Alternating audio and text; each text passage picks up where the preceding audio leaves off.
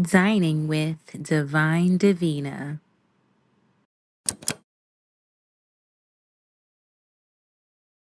A walk with God is not for the faint of heart.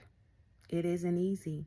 It's a dedication. It's a lifestyle. You have to be willing to put down everything else in your life and say, God, you are more important. Jesus, you mean more to me than music, than fun, than parties, than hanging out, than even family and friends and all of these things of the world. That God means more to you than anything and everyone in it. Even when you're tired, you'll keep going for him. Even when you don't feel like it, you'll do the right thing for the name of the Lord, for the love of God. Even when you don't get your way, you're not in this just to get your way. It's for God's way anyway. So even when you don't get what you want, of course you still choose him. Dedicating your life to God may be a duty, but you should never treat it like one. You should treat it like an opportunity, because he is a rewarding God, a fulfilling God, an everlasting God who can provide any and everything you will ever want, need, desire, or ever even dream of, plus more.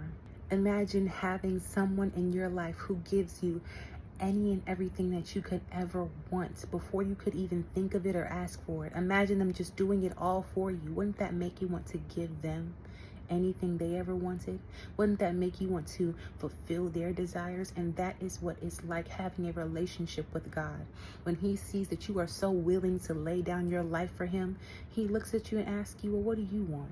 What do you need? And how can I help you? Because you have done so much for me. But you must first complete your mission. He must first see your heart is open to every want, need, and desire of his.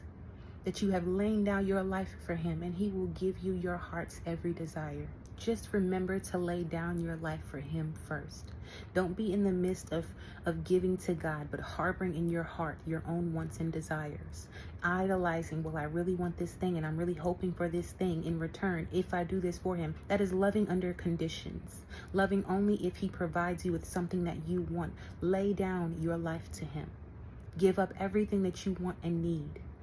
Let him have his way in your life, and then he will give you the things that he knows you would want, that he knows you would need. Love God the way he loves you. Love God unconditionally. He has stipulations for his provision, conditions for how he will provide depending on and according to your faith in him and your obedience towards him. But he loves you unconditionally.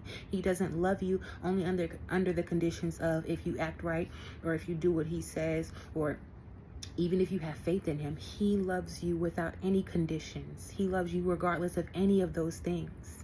Now, he will only provide certain things under certain conditions. But no, you are not allowed to do the same for him or towards him, because you do not have a hand or a heart or a spirit or any power like him to say you will only do if he does. You don't hold that type of power. So love him unconditionally like he loves you under no conditions.